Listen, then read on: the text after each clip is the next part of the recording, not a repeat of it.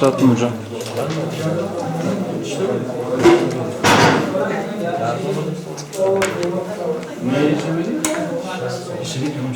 Ha bir de Emrah ya gitmeden önce bir Ömer falan arar mısın? Bir şey lazım mı diye. Kişilik iyi çalışıyorsun. Nasıl böyle birisine şey yapıyoruz, komenti diyor, sonra Okay. So, let's continue talking about the deadlocks. How to deal with deadlocks. Arkada oturmayın öyle ya. Ne yapıyorsunuz öyle ya? Öte tarafa gelin.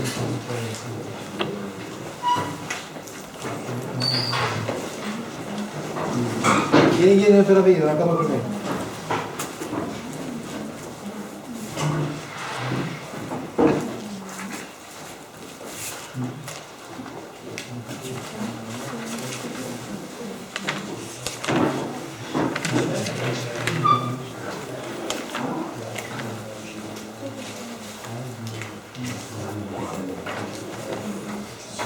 So, we talked about detecting deadlocks and we talked about detecting deadlocks and then what happens if we detect the deadlock or the topic of dealing with the deadlock. The first solution would be to ignore the deadlock. Okay, this believe or not, this is the solution that most of the operating systems uses. Most of the operating system use. Windows and Unix, most of the time they just ignore the problem. They don't detect it, they don't do anything else. They just ignore the problem and we will talk about it. The second one, if you want to be more sophisticated about deadlock, detection and recovery, you let the deadlocks occur, okay? Don't prevent them, but you detect them and then take action, okay? So this is the second one. How we deal with the deadlocks. Let the deadlock occur, okay, and then detect them and take action. The third one is dynamic avoidance.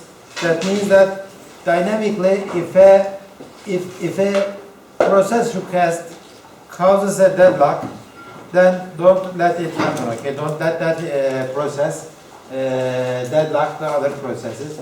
And this is dynamic avoidance. We will look at these algorithms in this class. And finally, never let any deadlocks occur by changing your policies. Remember that there were 4 conditions for a deadlock to happen, like the preemption and mutual exclusion, hold and wait, and circular wait. Those 4 conditions, remember. If you eliminate one of those conditions, then deadlocks will not happen. And we will look at these at the end of the class. The first one is the OSTRICH algorithm. What is OSTRICH? OSTRICH? Deve kuşu algorithm. Yes. The OSTRICH algorithm says that don't do anything, okay? Just stick your head into the sand and pretend your enemies will go away. Okay, this is the simplest approach. Stick your head in the sand and pretend there is no problem. And this might be an effective way of dealing with the deadlocks actually, because detection of deadlocks and preventing them or dealing with the deadlocks is a complicated task. It will take CPU time, it will take complicated algorithms, and it will take lots of memory to deal with that kind of problems. Some people say that deadlocks don't happen very often anyway. So, and my operating systems are not bug-free. My operating systems crash anyway. So, if the deadlocks cause my operating system to crash once a week, that's okay, because my operating system crashes 2 or 4 times a week for other reasons.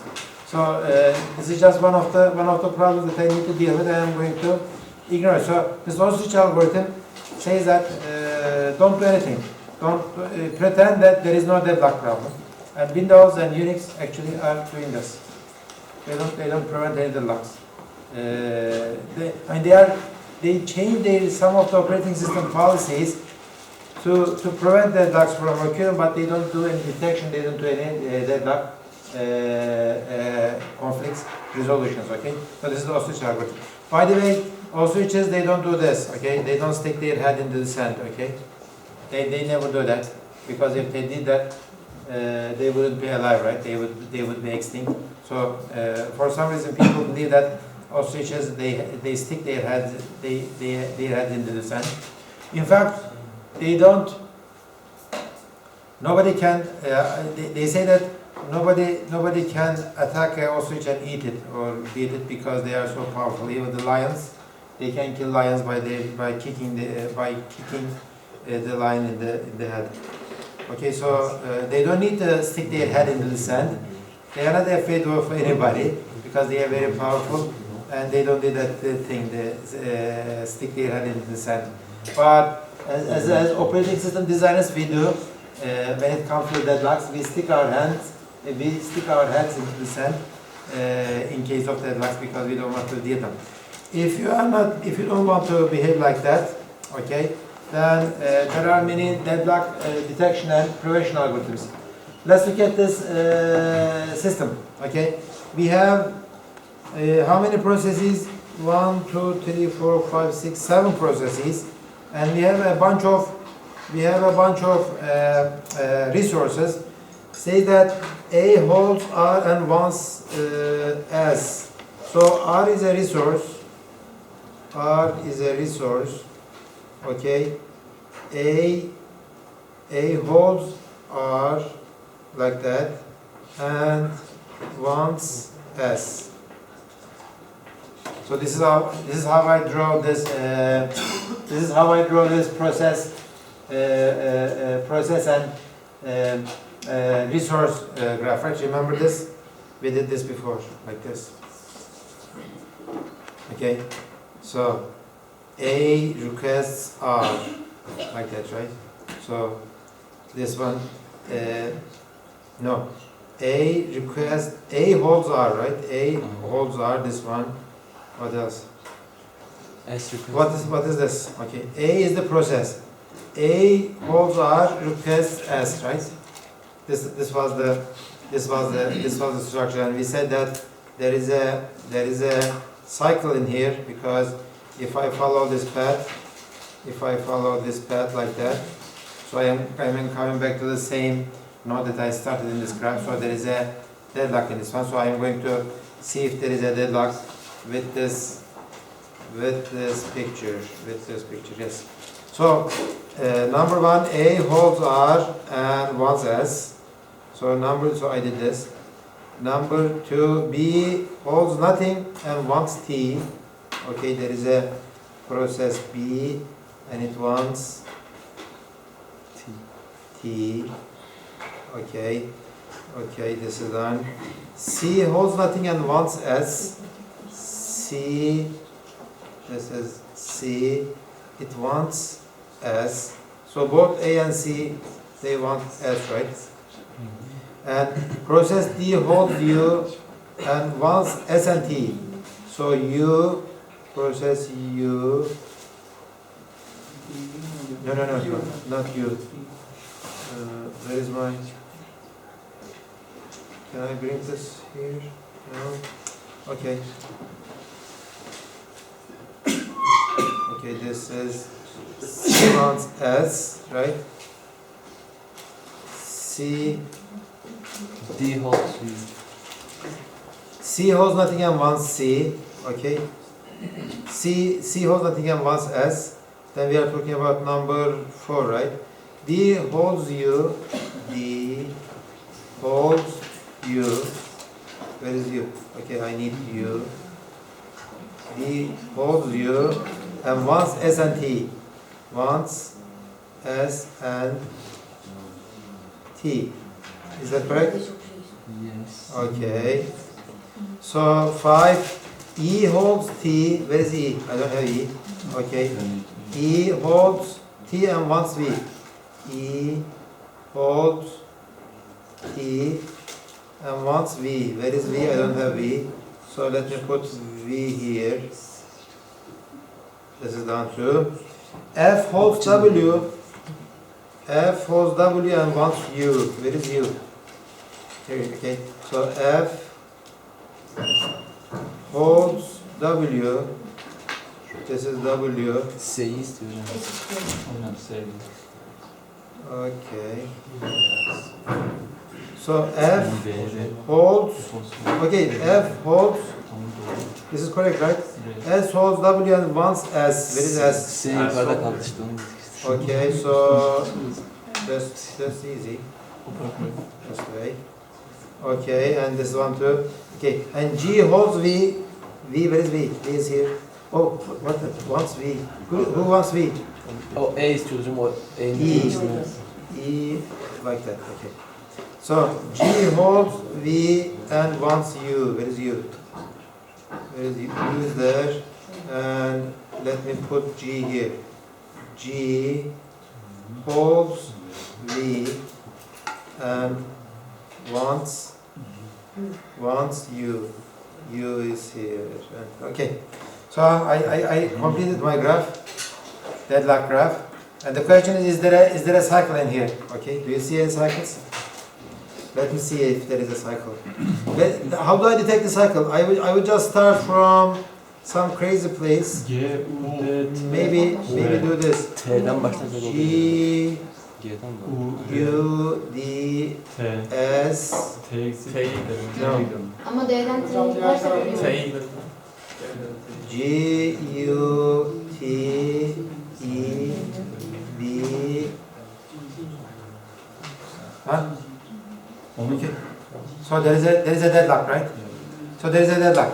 I detected the cycle, so there is a deadlock. So that's the algorithm how you detect the deadlocks. That's the algorithm how you detect. But when forming the graph is okay, I can form the graph using my data structure knowledge. But detecting a cycle like that, it will take another algorithm, right? I mean, but I did this visually by trial and error. But I need to develop an algorithm that can be programmed and can be executed. So how do I write the algorithm? What I'm going to do is I am going to do a search, depth first search, okay? Depth first search. In a depth first search, let's say you have a graph. Let's say you have a graph.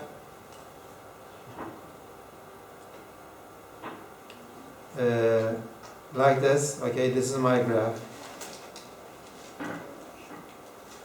And this is directed.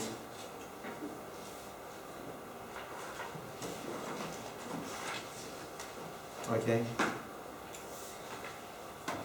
In a depth first search, what you do is you start from a node. Let's say you started here. Okay. You take one of the neighbors, this one. Okay. And you take now of the neighbors of that one.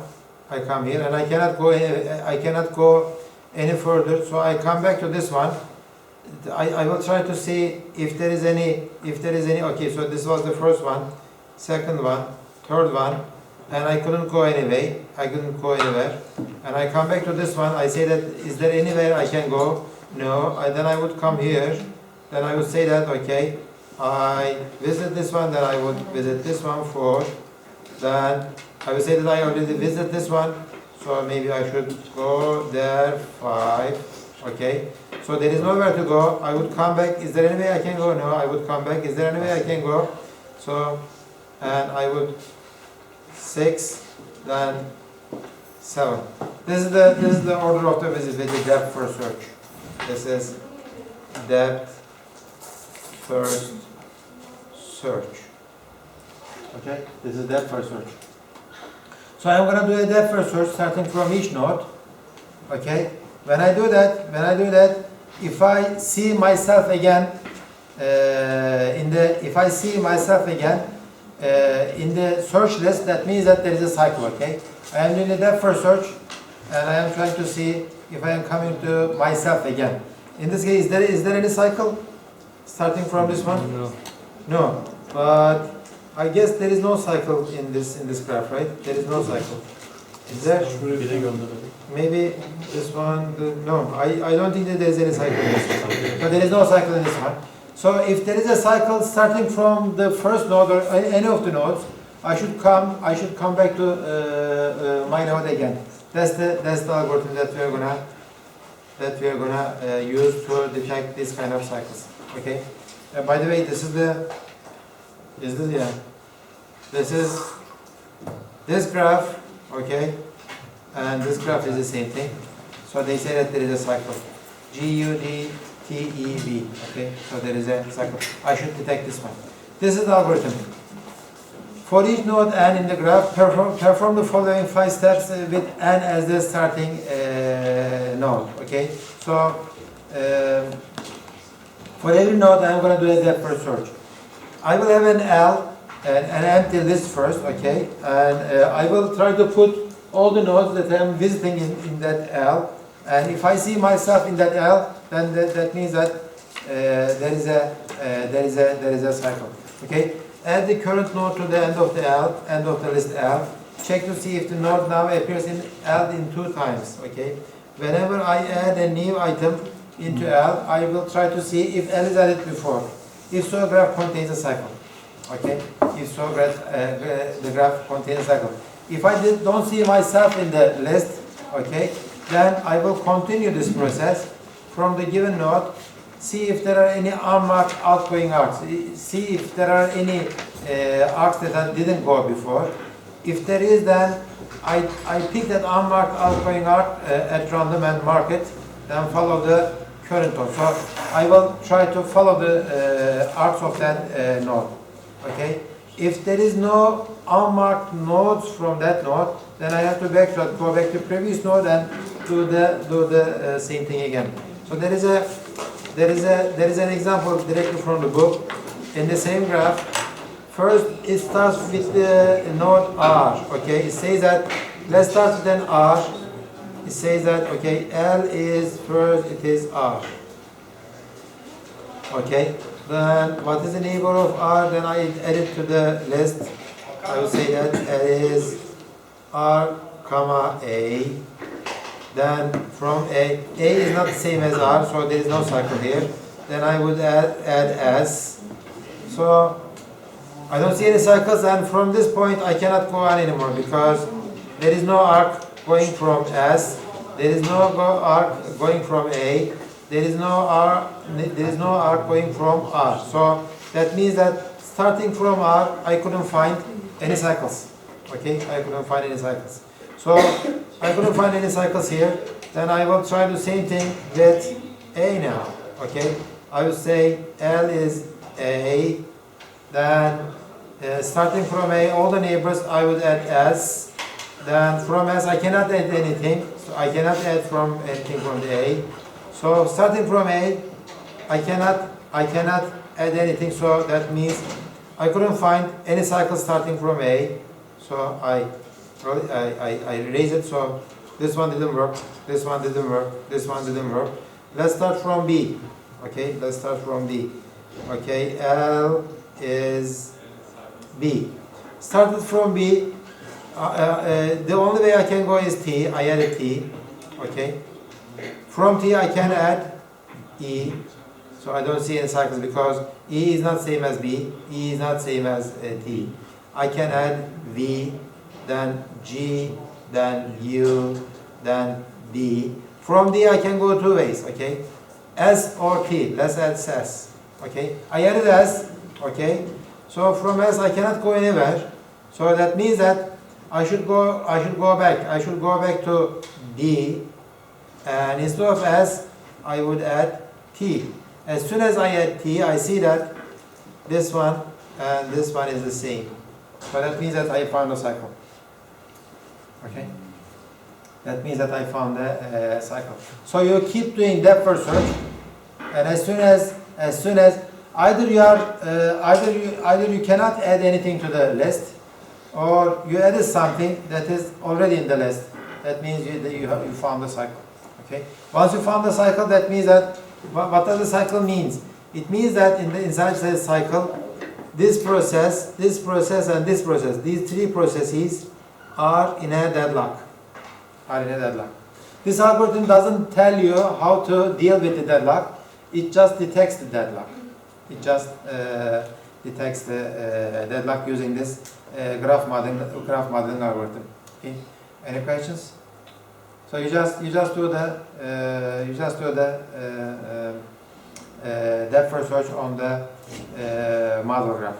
We already know how to deal with how to form this model graph. Okay, this is the algorithm, 6-step algorithm. It is depth first search again, as I said. Depth first search. Okay, depth first search.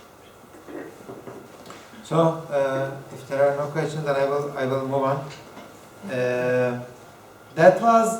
That algorithm was only useful if I had a single resource from each category, right? Single resource from each category. I mean, let me show you this. Okay. If I have a single tape drive, if I have a single plotter, if I have a single scanner, if I have a single CD-ROM, this could be resource T, this could be resource P, this could be resource S, this could be resource C. So I might have 4 resources, okay? So with the 4 resources, I can draw graphs like this. With the 4 resources, I can draw graphs like that. And using the depth first search algorithm, I can detect the cycles. That's okay. But the problem is, if I have more than 1 copies of the tape drive, I have 4 tape drives, I have 2 plotters, I have 3 scanners, and I have 1 CD-ROM. And in that case, this algorithm doesn't work, because if two processes wanted to use tape drives, there is enough of them, right? One would use one of the tape drives, the second one uses the second tape drive, and I have two more tape drives available for the other processes. So that graph algorithm doesn't work.